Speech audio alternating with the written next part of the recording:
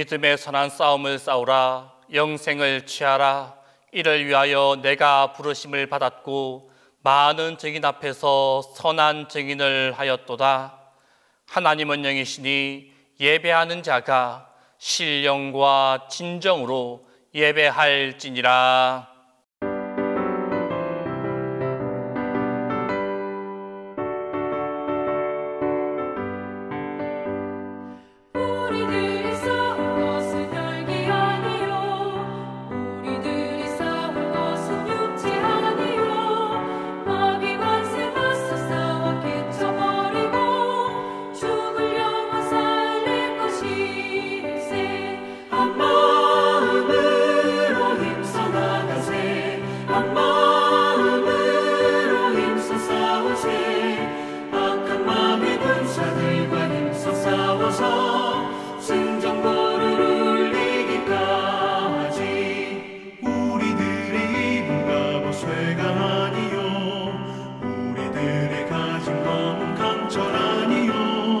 하나님께 받아가진 평화의 복음 거룩하신 말씀이로다.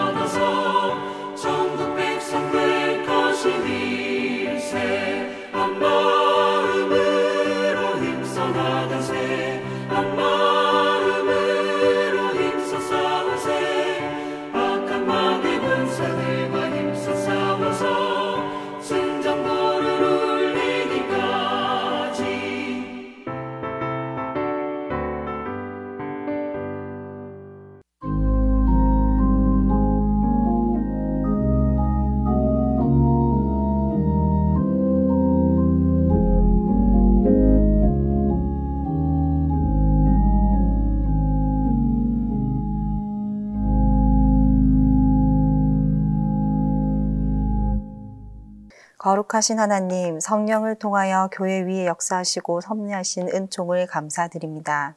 지금 이 시간에도 성령으로 역사하시는 주님의 임재를 깨닫고 겸손히 엎드려 간구합니다. 주의 영께서 저희를 떠나지 마시고 함께 하시옵소서. 풍파 많은 이 세상에서 우리의 믿음이 흔들리지 않고 세상의 유혹에 빠지지 않게 도와주시어 늘 중심을 잃지 아니하고 십자가를 향하여 날마다 걸어갈 수 있는 우리들의 모습이 되게 하여 주시옵소서. 실패와 낭망으로 인하여 마음 들 곳을 잃었을 때 위로의 영으로 오시사 새 힘을 주신 성령의 역사를 지금 확신하며 고백합니다. 간절히 사모하며 기다리는 마음에 불꽃으로 뜨겁게 내리신 성령께서 저희에게 친히 오심을 믿습니다. 은혜의 성령이시여 고백하는 저희의 심령에 임하시옵소서. 저희의 죄와 허물로 빽빽한 구름의 사라짐 같이 깨끗하게 사라질 수 있도록 성령의 불로 태워주시옵소서. 지금 육체적으로나 정신적으로 또는 여러 가지 문제로 고통을 당하는 성도들도 있습니다. 저희들의 모든 것을 눈동자와 같이 지키시는 성령께서 각 심령마다 충만하게 임하여 주시사 모든 고통에서 자유함을 얻게 하시고 기쁨으로 주님을 찬양할 수 있는 삶이 되게 하시옵소서. 이곳에 동신교회를 세워주시사 성령의 능력을 세상에 쏟아놓는 능력의 재단이 되게 하여 주셨사오니 동신교회가 더욱 성령 충만한 교회가 되게 하시옵고 진리의 밝은 빛을 밝게 비출 수 있는 생명의 재단이 되게 하시옵소서. 이 시간 말씀을 전하여 주실 목사님께 성령의 기름을 부어주셔서 선포되는 말씀이 저희의 굳은 심령을 치료와 위로와 변화가 임하는 놀라운 시간이 되게 하여 주시옵소서. 주님의 몸된 교회를 위하여 여러 모양으로 몸을 들여 충성하는 귀한 일꾼들을 붙들어 주시고 맡은 바 직분을 즐거움으로 감당할 때 성령의 큰 은사와 능력을 체험하게 하시옵소서. 예배의 시종을 주님께 의탁드립니다. 예배드리는 저희들 가운데 성령께서 친히 운행하심을 믿사옵고 예수 그리스도의 이름으로 기도드립니다.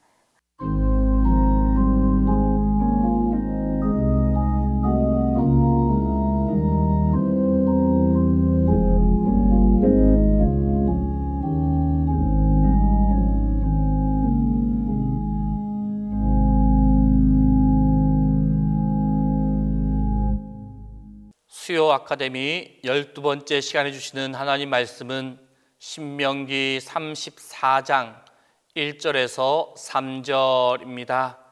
구약 성경 신명기 34장 1절에서 3절입니다.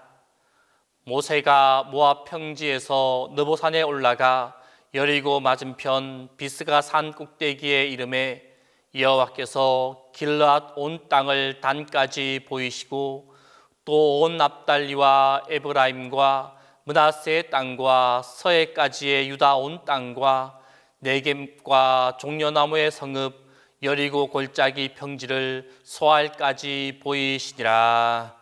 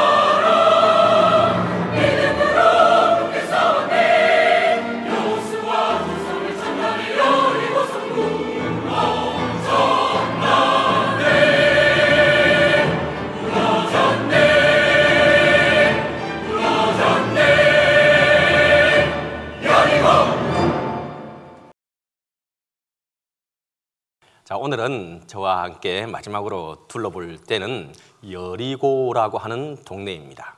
여리고가 어떤 동네이고 어디에 있는지부터 먼저 살펴보도록 할게요. 먼저 이 말씀을 읽어봐야 돼요. 시작!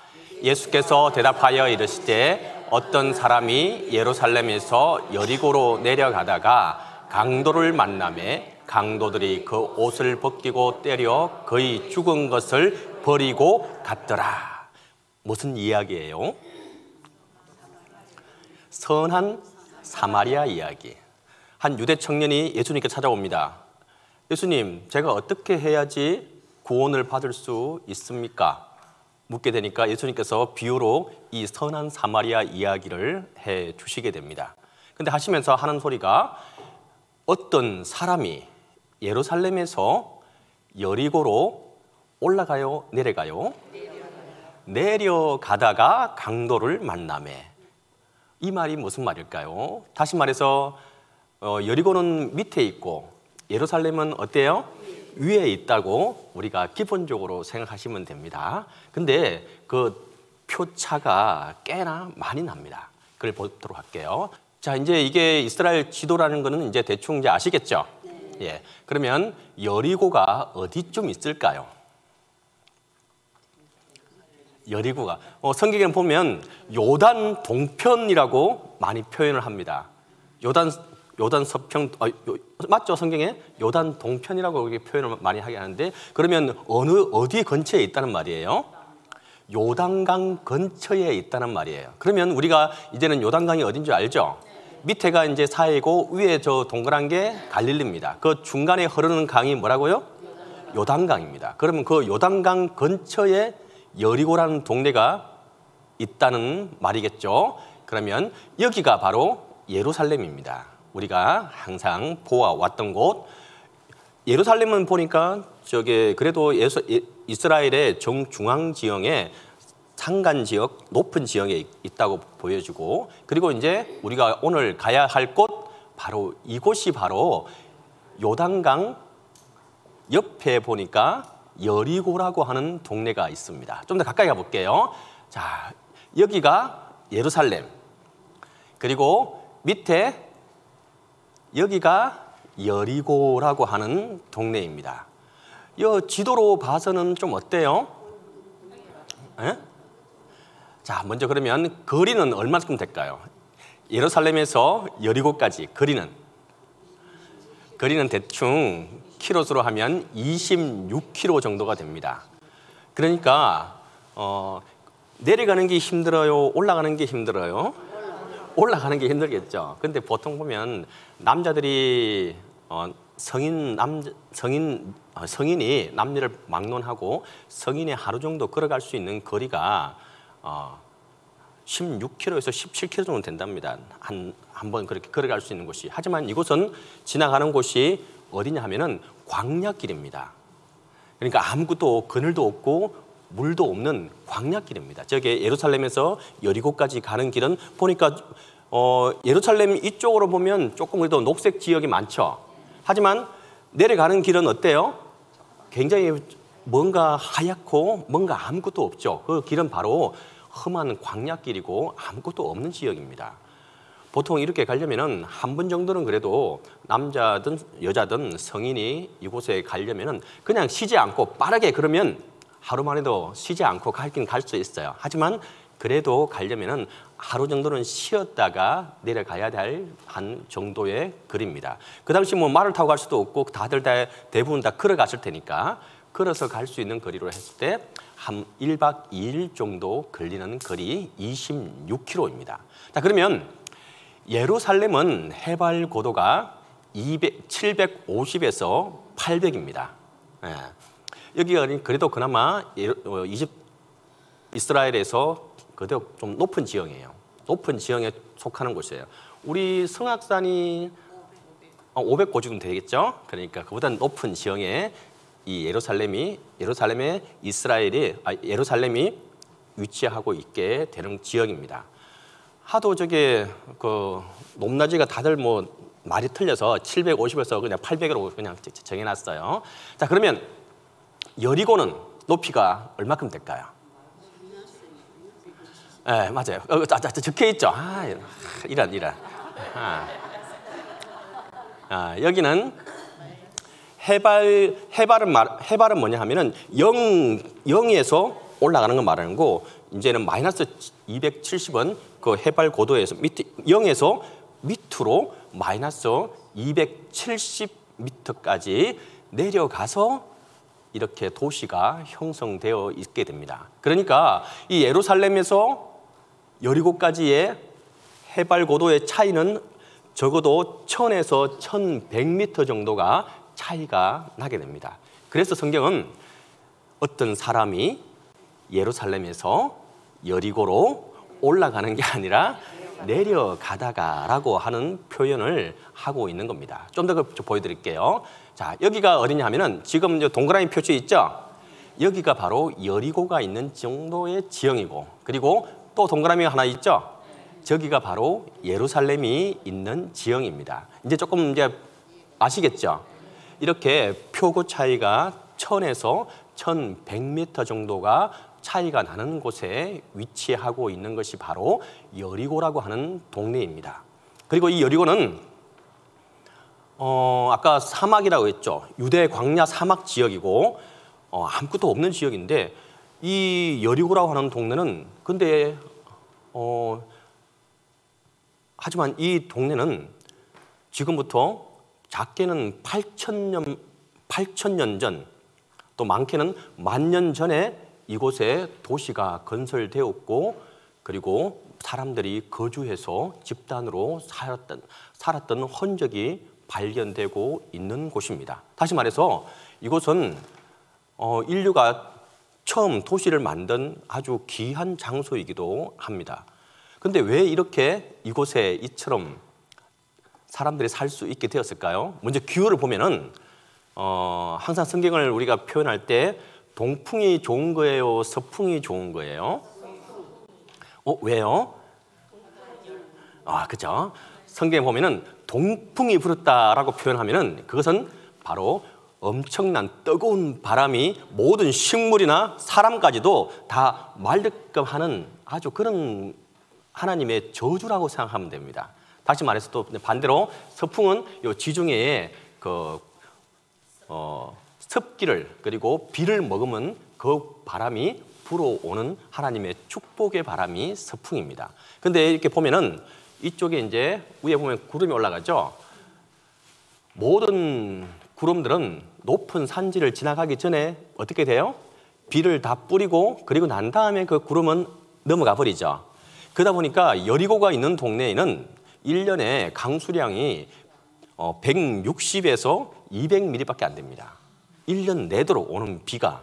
근데 어떻게 이곳에 10,000년 전에 도시가 형성되고 사람들이 그렇게 살 수 있게 되었겠습니까? 요단강하고는 조금 거리가 멀습니다.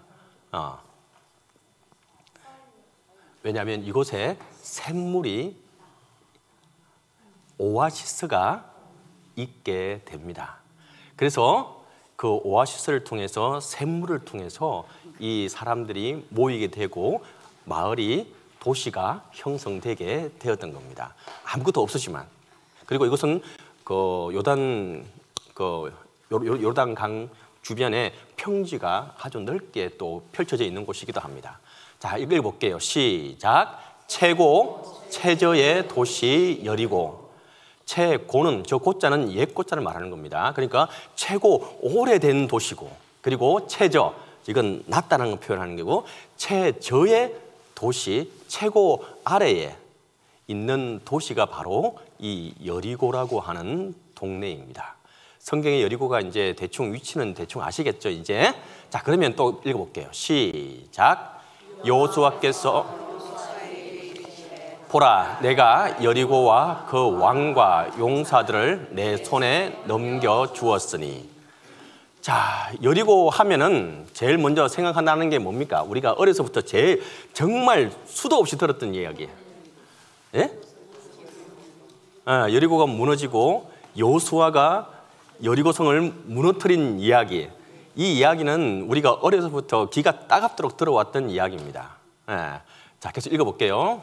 자, 시작. 너희 모든 군사는 그 성을 둘러 성 주위를 매일 한 번씩 돌되 엿새 동안을 그리하라.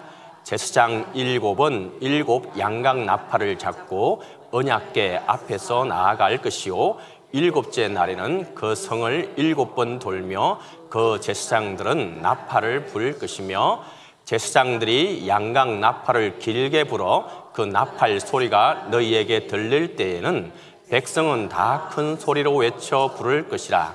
그리하면 그 성벽이 무너져 내리니 백성은 각기 앞으로 올라갈지니라 하시매. 이 이스라엘 사람들이 애굽에서 다시금 이제 출애굽을 해서 드디어 이제 자신들이 하나님께서 우리에게 주시겠다고 한 그 약속의 땅 앞에까지 왔어요. 왔는데 이 예루살렘으로 올라가기 위해서 그리고 본토로 들어가기 위해서 제일 처음 만난 성이 바로 이 여리고라고 하는 성입니다. 근데 이 여리고 성에 왔는데 성경을 보면 난공불락의 성으로 대충 그렇게 표현이 되어 있어요. 이 성은 사람이 정복할 수 있는 그런 성이 아닌 것처럼 표현이 되어져 있습니다. 그러다 보니까 하나님께서 이 이스라엘 백성들의 전쟁에 관여하시게 되는 장면이 오늘 이 장면입니다. 근데 하나님의 이 전투 전략이 뭡니까? 뭐예요? 성을 돌아라. 그러면 이 성이 얼마나 커요, 도대체? 지금 우리가 생각하는 그 여리고 성의 크기는 대충 여러분들 상상에 이때까지 들어왔던 상상의 크기는 얼마 정도예요? 아주 큰 성호, 난공불락의 엄청나게 높은 성벽이 있는 그런 성으로 지금 생각이 대부분 그렇게 하시죠?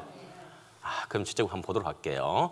지금 이 사진에 보이는 게 위성 사진인데 여리고 성입니다. 여리고 성이 얼마만에 하면은 이게 바로 여리고 성입니다. 그 당시 여호수아가 하나님의 도움으로 무너뜨렸던 그 여리고 성이 바로 이겁니다. 커요, 작아요?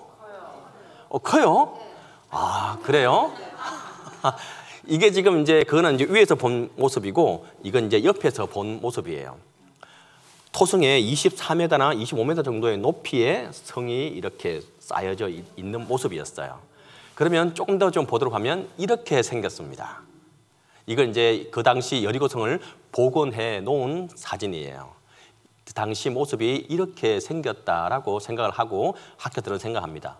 그 성벽은 이중 성벽이었고 아주 견고한 성벽이었습니다. 물론. 근데 이 크기는 보면 좀 놀라울 수가 있어요. 이 크기는 뭐냐 하면은 290m. 커요, 작아요? 가로는 얼마 될까요? 140m 정도 되는 것이 바로 여리고 성입니다. 그렇죠. 우리 공설 운동장만한 정도의 크기입니다. 어떻게 보면은. 그죠? 공설 운동장보다는 조금 더 크겠죠. 하여튼 그 정도 되는 크기의 성이 바로 이 여리고 성입니다. 그 당시 여호수아가 맞닥뜨렸던 성이 바로 이 성입니다. 더 작을걸요, 아마? 더 작을 것 같아요. 수원성은, 그리고 그 수원성은 지금부터 해가지고 뭐 1000년, 뭐 조금 더 되는 그런 성이지만 지금 이 여리고성은 지금 기본적으로 2000년, 3000년 전의 성입니다. 그리고 그보다 더 오래된 전에 세워진 성이기도 하고. 근데 그때하고 지금하고 이렇게 생각하시면 조금 곤란합니다. 그 당시에 건축 공법에서는 아주 너무도 견고한 성입니다. 하여튼 사람들은 이스라엘 백성들은 이 성을 우리가 함락시킬 수 없다라고 생각했고 그리고 그래서 하나님께서는 이 이스라엘 백성들의 전쟁에 관여하시게 되고 방법으로는 이 성을 갖다가 하루에 한 번씩 돌아라. 뭐 다른 것도 아니고 우리가 항상 하나님의 방법은 우리의 상식과는 조금 거리가 먼 듯한 하고 하지만 우리가 할 수 있는 일을 시켜요? 할 수 없는 일을 시켜요? 할 수 있는 일을 시킵니다. 우리가 기본적으로 하나님께서는. 그걸 또 우리가 항상 생각하셔야 돼요. 우리의 상식으로 안 될 거라고 미리 포기하고 낙심하지는 마시기 바랍니다. 항상 하나님께서는 우리가 할 수 있는 일을 시키십니다. 그것이 우리의 상식과 우리의 생각과 우리의 지식과 맞지 않을 뿐입니다. 하지만 그대로 행했을 때 이 성은 어떻게 됐죠? 성경에서 무너지게 되었던 것이 바로 이 여리고 성입니다. 자, 그리고 이제 신약으로 가보도록 할게요. 읽어볼게요. 시작. 여리고로 들어가 지나가시더라. 삭개오라 이름하는 자가 있으니 세리장이요 또한 부자라. 이 여리고에 이제 그 당시는 이제 앞에 말한 거는 구약 시대의 여호수아 시대 때의 그 여리고의 모습이고, 이제는 이 여리고에서 예수님께서 한 번씩 예루살렘에서 여리고로 내려오셔서 한 번씩 사역을 하시고, 그리고 또 기적과 이적도 보여주시게 되는 장면들이 나타나게 됩니다. 특별히 여기에서 우리가 여리고에서 신약에서 제일 대표적인 사람은 누구예요? 바로 이 삭개오입니다. 이 삭개오를 만나시게 되고 삭개오가 다시금 회심하게 되는 장면이 바로 이 여리고라고 하는 동네에서 일어나게 됩니다. 자, 그런데 중요한 것은 지금도 우리가 지명들을 표시할 때 경기도 광주가 있고 전라도 강주가 있고, 그렇죠? 그것처럼 지금의 그 당시 구약 시대에 아까 봤던 그 여리고 성 있죠? 거기가 여리고, 그리고 예수님께서 삭개오를 만나시고 다른 또 기적들을 행하신 장소라고 생각하는 여리고가 또 다른 데 있습니다. 같은 내나 그 큰 아우터 아니지만 같은 지역이 아닙니다. 그리고 지금 또 세 번째 이름은 현대의 여리고라고 지정하는 장소가 또 따로 있습니다. 구약 시대에, 신약 시대에, 그리고 지금의 여리고라고 하는 장소가 다 따로 있는 것입니다. 그 점을 우리가 좀 더 생각하셔야 돼요. 그리고 이제 또 다른 또 기적을 또 보이시게 되는데 읽어볼게요. 시작. 그들이 여리고에서 떠나갈 때에 큰 무리가 예수를 따르더라. 맹인 두 사람이 길가에 앉았다가 예수께서 지나가신다 함을 듣고 소리 질러 이르되 주여 우리를 불쌍히 여기소서 다윗의 자손이요 하니. 누구예요? 맹인 누구예요? 맞습니다. 예, 예수님께서 이제 이 여리고에서 신약 시대 때 사건들은 바로 앞에 삭개오를 만나서 회심하게 만들고, 그리고 난 다음에 이곳에서 이제 마지막으로 자기의 사역의 마지막 기적을 여기에서 보이시고 어디로 가시게 됩니까? 예루살렘으로 다시금 올라가시게 되는 마지막 사건이에요. 마지막 기적을 보이신 것이 바로 이 여리고에서 맹인의 눈을 뜨게 해준 사건이 바로 이 여리고에서 일어나게 됩니다. 자, 그리고 이제 이 여리고 하면은 생각나는 게 있어요. 읽어볼게요. 시작. 네겝과 종려나무의 성읍 여리고 골짜기 평지를 소알까지 보이시고. 앞에 네겝이라고 하는 게 있는데 네겝이 뭘까요? 사람 이름일까요? 지명일까요? 지명입니다. 지명인데 네겝이라고 얘기 들어봤죠? 네겝가 네겝입니다. 네겝가 어디 있어요? 이스라엘에 쭉 하면은 남쪽 그 유다 광야 밑에 지형을 네겝 사막이라고 합니다. 그걸 지금 말하는 거고, 네겝과 종려나무 성읍 어디예요? 여리고. 그러니까 이 여리고의 다른 이름은 종려나무 성읍이라고 하는 다른 이름을 가지고 있습니다. 그래서 제가 오늘은 여리고를 대표하는 식물이 뭐냐 하면은 바로 뭐겠어요? 종려나무라고 하는 나무인데, 이 나무에 대해서 우리가 한 번 더 알아보도록 할게요. 자, 아까 이게 여리고 위에서 본 위성 사진인데, 제가 지금 네모 표시돼 있죠? 거기 보니까 뭔가 이렇게 더 녹색 지대로 해서 빼곡히 이렇게 있는 그게 있죠? 저게 다 뭘까요? 이 여리고가 무슨 동네예요? 종려나무 성읍이잖아요. 그죠? 저게 바로 다 종려나무입니다. 지금 저게 다 종려나무 밭이에요. 좀 더 가까이 볼게요. 이렇게 보면은 굉장히 촘촘하게 다 돼 있죠? 밭 형식으로 돼 있어가지고 이게 바로 다 종려나무 농장입니다. 좀 더 가까이 보면은 이렇게 돼 있어요. 좀 더 가까이 가볼까요?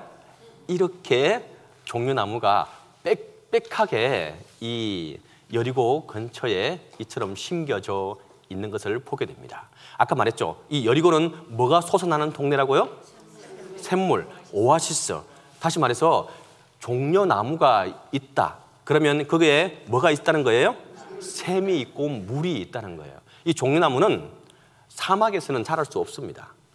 이 종려나무는 물이 풍부한 지역에서만 자랄 수 있어요. 이제 또 우리가 이제 이 종려나무에 대해서 조금만 이제 또 배우고 넘어가도록 할게요.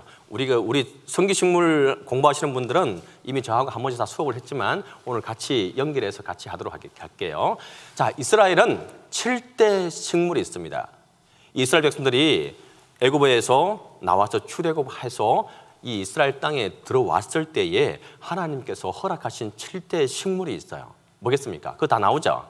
읽어볼게요. 시작. 밀과 보리의 소산지요, 포도와 무화과와 석류와 감람나무와 꿀의 소산지라. 신명기 8장 8절에 이처럼 기록하고 있고, 하나님께서는 이 이스라엘 백성들이 이 지금의 이스라엘 땅에 왔을 때에 생육하고 번성할 수 있게끔, 그리고 이곳에서 정착할 수 있게끔 그들의 식물을 제공하시게 됩니다. 그 식물이 바로 이 7가지 식물입니다. 밀과 보리는 알겠고, 그리고 포도와 무화과도 알겠고, 석류와 감람나무. 감람나무가 뭐예요? 올리브나무입니다. 그리고 꿀의 소산지라. 꿀이 뭐예요? 꿀이 뭘까요? 꿀이 꿀이죠. 그러면 이 꿀하고 이 종려나무하고 뭔 상관이길래 제가 이렇게 말하겠습니까? 바로 이 감람나무와 꿀의 소산지, 꿀이 바로 뭐냐 하면은 이 종려나무를 말하는 겁니다. 그리고 정확히 더 말하면은 종려나무의 열매를 말하는 겁니다. 더 정확하게 말하면 그 종려나무의 열매에서 나오는 진액이 꿀이 됩니다. 정확히 말하면. 무슨 알겠죠? 그리고 예수님한테 세례 준 양반이 누구예요? 세례 요한이죠. 세례 요한이 광야에서 뭐라고 했어요? 자기는 뭘 먹고 뭘 먹는다고 했어요? 메뚜기와 석청을 먹었다고 했죠. 그 석청이 뭘까요? 바로 이 꿀인데, 그 꿀은 뭐냐 하면 바로 대추야자 열매의 그 꿀을 말하는 겁니다. 무슨 알겠죠? 좀 더 가까이 볼게요. 근데 이 이스라엘의 7대 작물이 전체 우리 성경의 46.8%나 등장하게 됩니다. 그만큼 중요한 식물들입니다. 석청이나 아니면 저게 그 또 다른 말로 또 뭐라고 말하죠 우리가? 꿀은 나는 그 돌이면 돌, 나무면 나무에다 붙이는 거니까. 아니 그렇게 표현하기도 하지만 우리 시럽 있죠? 시럽도 내나 다 꿀에다 한 종류에 그렇게 표하면 됩니다. 석청, 시럽, 꿀 다 같은 종류라고 생각하시면 됩니다. 예. 물론 양봉을 통해서 얻어지는 꿀이 있고 또 이렇게 해서 얻어지는 꿀이 또 있는 겁니다. 예, 맞습니다. 예. 자, 이제 계속 볼게요. 성경에는 이 종려나무를 갖다가 이처럼 종려나무라고 기록하고 있습니다. 성경에는. 자, 그런데 이게 정확하게 우리가 표현하고 번역상에 문제가 있었지만 우리가 읽어야 하는 제목은 뭐냐 하면은 다시 읽어볼게요. 시작. 대추야자 나무입니다. 우리 또 대추나무 있죠? 그 대추나무처럼 생겼긴 생겼어요. 근데 야자나무처럼 이렇게 쭉 올라가는 또 긴 나무입니다. 우리의 대추나무처럼 생기진 않았어요. 자, 그리고 이게 학명으로는 피닉스, 그리고 뒤에 끝난 영어를 저걸 다 못 읽겠어요. 피닉스라는 말이 뭐예요? 피닉스. 불사조. 불사조는 죽어요, 안 죽어요? 자, 그리고 또 읽어볼게요. 영어로는 데이터 팜이라고 합니다. 자, 그리고는 히브리어는 다마르라고 말합니다. 다마르.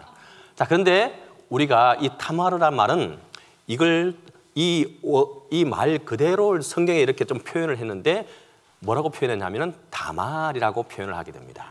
이 다말이라는 말은 성경의 구약에 엄청나게 많이 등장합니다. 이 다말은 여자의 이름에 많이 표현하고 여성 명사로 많이 표현이 되게 됩니다. 많은 딸들의 이름에 그리고 예쁜 여자의 이름에 다말이라고 표현을 하게 됩니다. 우리나라에서는 보통 여자의 아름다운 입술을 표현할 때 뭐라고 말해요? 앵두 같은 입술이라고 말하죠. 그것처럼 저쪽 동네에는 다마르 같이 생겼다라고 표현을 하면은 아주 예쁘다는 표현입니다. 무슨 알겠어요? 그러니까 우리가 성경을 읽을 때 다말이라고 표현되어져 있으면은 예쁜 여자. 그리고 또 이 다말은 바로 이 종려나무, 대추야자 나무를 표현하는 거구나라고 이제 읽으시면 되겠죠? 예. 오늘 많은 걸 듣고 갑니다. 예. 예. 그죠? 자, 그렇게 우리가 성경을 나중에 읽을 때 표현하면 됩니다. 예, 맞습니다. 이제 그렇게 하시고, 이제 그런데 왜 이처럼 다말을 여자 이름이나 또 지명 이름에도 이처럼 붙이게 되었는지를, 이 대추야자 나무를 왜 이처럼 붙이게 되었는지를 지금은 또 보도록 할게요. 자, 여기서 사진에 보면은 왼쪽에 있는 게 뭐냐 하면은 중국에 있는 종려나무입니다. 말 그대로 종려나무입니다. 자, 그리고 오른쪽에 있는 게 대추야자 나무입니다. 뭐냐면은 좀 번역상에 문제가 있었는데 우리가 성경이 들어올 때 물론 영어든 히브리든 이게 들어오면서 제일 처음에 어디로 들어왔겠어요? 중국 아니면 일본으로 성경이 먼저 들어옵니다. 그리고는 거기서 번역이 되게 됩니다. 근데 그 중국 땅에서 어쨌든 대추야자 나무와 제일 비슷한 나무를 찾게 된 게 바로 종려나무입니다. 그래서 지금까지 우리가 지금 그 종려나무를 지금까지도 번역상에 문제가 있음을 알고는 있지만 계속 쓰고 있는 겁니다. 하지만 우리가 배운 사람들은 대추야자 나무로 우리가 이제 인식하고 알면 좋을 것 같아요. 자, 그리고 이제 그 열매가 이렇게 생겼어요. 이게 그렇죠. 방울토마토보다 더 큽니다. 더 큽니다. 그죠? 진짜 가서 맛을 본 사람들은 저렇게 이제 알 수가 있습니다. 이 대추야자 나무는 최소 처음에 한 10년, 20년간은 조금 키워야 돼요. 그 나무가 클 때 이 나무도 삐쭉삐쭉 이렇게 자라지 않고 아주 곱게 자랍니다.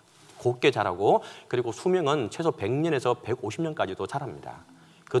그 자라는 동안에 계속해서 이렇게 풍성하게 열매를 맺혀주게 되는 나무가 바로 이 대추야자 나무입니다.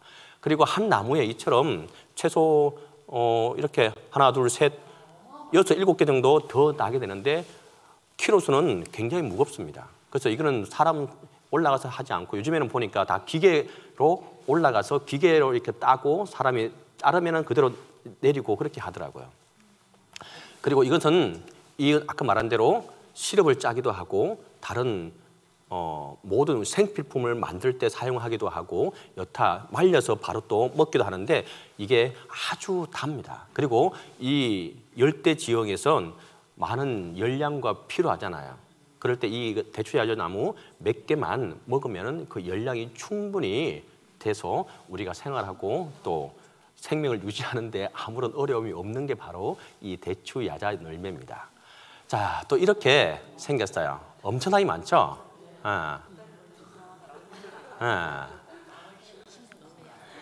이게 바로 여리고의 그 성경을 말할 때 종려나무의 성읍하고 여리고라고 표현할 때 이와 같은 나무들이 많았다는 걸 말합니다. 자, 이게 뭘까요? 이게 뭘까요? 이게 하나 상이에요. 상. 프랑스 칸이라고 하는 동네가 있습니다. 칸 하면은 뭐가 있어요? 영화제가 있죠. 그 영화제는 굉장히 지금 세계적으로도 큰 영화제고 아주 많은 대스타들이 와서 작품을 홍보하고 또 상을 받기도 하는 장소입니다. 거기에서 최고 좋은 상이 바로 황금 종려상입니다. 아시겠죠?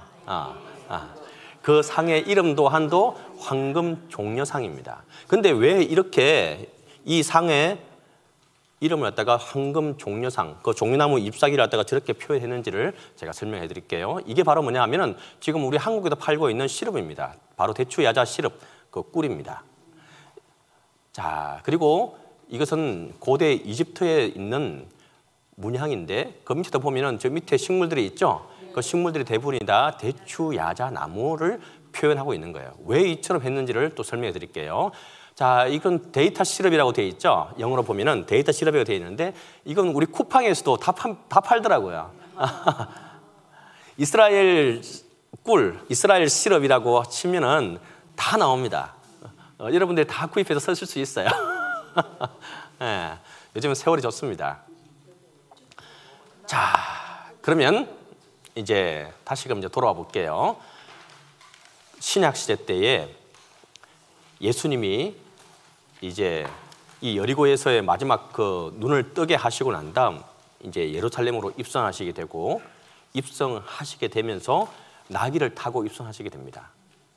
자, 그런데 입성해서 들어올 때에 이 유대인들이 주위에 있는 많은 사람들이 잎사귀를 들고 어떠한 잎사귀를 들고 흔들게 됩니다. 그 잎사귀가 뭐겠습니까? 바로 이게 종려나무, 다시 말해서 대추 야자나무 잎사귀를 들고 이처럼 흔들게 됩니다. 먼저는 우리가 이것을 이것을 왜 이렇게 했는지에 대해서 이 당시의 문화에 대해서 먼저 알아야 돼요. 이 당시 문화에 지금 이 사람들이 예수님 시대 때에 그 당시 모든 것을 장악하고 있는 나라는 어디입니까? 로마입니다. 로마가 모든 것들을 다 장악하고 있었고 이스라엘도 로마의 식민지였고 속국이었어요. 그죠? 자, 그러면 그 로마의 황제가 다른 나라를 정복하거나 전쟁에서 이기고 돌아왔을 때에 어떻게 했을까요? 머리에도 뭔가를 썼고 로마 시민들이 뭘 흔들었어요? 뭘 흔들었냐 하면은 머리에는 우리 성경에 나타나는 감람나무, 다시 말해서 올리브 나무 잎을 화관으로 만들어서 했고 그걸 뜻하는 것은 뭐냐 하면은 이것은 평화를 뜻하는 겁니다. 평화의 신을 뜻하는 것이 바로 이 올리브 나무 이파리를 말하는 거예요. 그리고 손에는 또 뭘 들었다고 했죠? 종려나무. 종려나무는 뭘 뜻했냐 하면은 그 당시에 그리스 신화에 보면은 니케 여신이라고 있습니다. 그 여신의 그 뜻이 뭐냐 하면은 바로 승리를 뜻하는 겁니다. 니케. 그 나이키라는 말이 뭐냐 하면은 승리를 쟁취하다, 승리라고 하는 의미를 담고 있는 게 바로 그 나이키라고 하는 상표입니다. 예, 아시겠죠? 예, 그게 바로 뜻은 뭐냐 하면은 니케라고 하는 여성이 표현하는 겁니다. 그래서 다시 말해서 황제가 승리해서 전쟁에 승리해서 올 때 종려나무 잎은 황제의 승리를 축하하고 위에는 황제의 그 승리를 통한 우리의 평화를 뜻하는 것이 바로 이와 같이 했던 겁니다. 그와 같은 문화 속에 있기 때문에 이 사람들 또한 이 종려나무를 예수님이 오실 때 부렸던 것은 이 이스라엘 우리 또한 예수님께서 이 로마의 속국을 벗어나게 하고 로마로부터 우리가 승리하고 일어설 수 있게 해 주실 거라고 하는 확신을 가지고 믿음을 가지고 이 종려나무 이파리를 흔들었던 겁니다. 아시겠죠? 근데 여기서 끝나는 게 아니라 더 깊은 뜻은 뭐냐 하면은 이 종려나무는 대추 야자나무는 아주 희한한 나무입니다. 보통의 나무들은 그루터기를 베어버리고 불을 질러버리면은 그 나무는 삽니까 못 삽니까? 죽어버립니다. 보통의 나무들은. 하지만 이 종려나무, 대추 야자나무는 그루터기를 베어버리고 그 나무를 올려놓고 불을 싸질러잖아요. 그 싸지른 그 그루터기에서 뭐가 나랄까요? 다시 싹이 올라옵니다. 희한한 놈입니다. 그래서 아까 그 학명에 피닉스라고 하는 이름이 들어가는 이유가 바로 여기에 있습니다. 불사조, 죽지 않는 나무, 다시 부활하는 나무, 다시 일어나는 나무.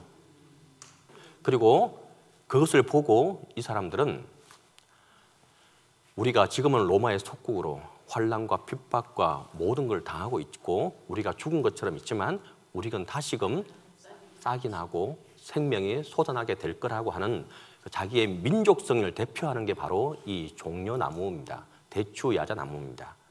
그리고 다시금 우리는 일어나고 승리할 거라고 하는 것이 바로 이 사람들의 신념이고 사상입니다. 그래서 이 이스라엘 사람들은 지금도 이 대추야자나무를 그대로 새겨놓고 쓰고 있는 것이 이 사람들입니다. 이스라엘 동전인데 10세겔, 말이 좀 이상하지만 10세겔에 이 사람들은 지금도 세겔, 그 당시 예수님 시대 때에 그 앞에 했던 그 단위를 그대로 씁니다. 세겔을. 예. 이건 10세겔인데 그 10세겔의 앞 뒷면에 보면은 이처럼 종려나무, 그리고 다시 말해서 대추야자나무를 그대로 이렇게 새겨놓고 계속해서 보고 이 사람들의 생각과 모든 것들을 우리는 죽지 않고 다시 부활하고 그리고 승리하고 그리고 하나님께서 우리 민족에게 이와 같은 많은 열매들을 풍성하게 주신다고 하는 그 감사도 표현하고 있는 것이 바로 이 종려나무, 대추야자나무입니다. 그리고 이스라엘에 가면 이스라엘 사람들이 거주하는 곳이 있고 팔레스타인 사람들이 거주하는 곳이 딱 구별되는 곳이 뭐냐 하면은 그 대추야자나무, 이 나무가 무성하게 다 많이 있으면은 여기는 어딜까요? 이스라엘 사람들이 거주하는 곳이다라고 아시면 될 정도로 이 사람들은 모든 공광서나 자기들이 사는 지역에 대부분 다 이것을 심게 됩니다. 근데 또 우리가 한 가지 더 알 것은 뭐냐 하면은 예루살렘에 대추야자나무, 종려나무가 있을까요, 없을까요? 있을까요, 없을까요? 그죠? 없습니다. 이 대추야자나무는, 종려나무는 고지대에서 물이 없는 지역에서는 못 삽니다. 그래서 이 농담 비슷하게 여기 하는 사람이 뭐냐면은 예루살렘에서 대추야자나무 심는 소리 하고 있네라고 하는 말은 뭐냐 하면은 그런 일은 없다는 말입니다. 근데 물론 지금은 정원수로 지금은 그렇게 물을 지금은 또 계속 줄 수 있으니까 하지만 기본적으로는 이 대추야자나무는 고지대에서 그리고 추운 지역에서 그리고 물이 없는 지역에서는 살 수가 없는 나무입니다. 아주 열대 기후에서 물이 풍부한 지역에서 그리고 살 수 있고 뿌리를 내리고 물을 생장하는 것이 바로 이 대추야자나무입니다. 다시 말해서 정리할게요. 종려나무 성읍 여리고, 이 사람들의 이 이스라엘 사람들이 생각하는 이 나무와 생각처럼 우리 또한도 하나님께서 우리에게 시편 92편에도 보면은 그 종려나무를 의인에 표현하기도 합니다. 왜냐하면 이 나무가 곱게 서고 또 뿌리를 깊게 내리고 그리고 튼튼하게 내리기 때문에, 그리고 의인은 이와 같아야 한다라고 표현할 때에도 이 종려나무를 표현하기도 합니다. 진정으로 우리가 동신교회에서 다 같은 구역장으로 우리가 다 함께 모였고 우리가 신앙생활을 하게 되고 이 종려나무와 같이 뿌리를 든든하게, 그것은 말은 다른 거 없어요.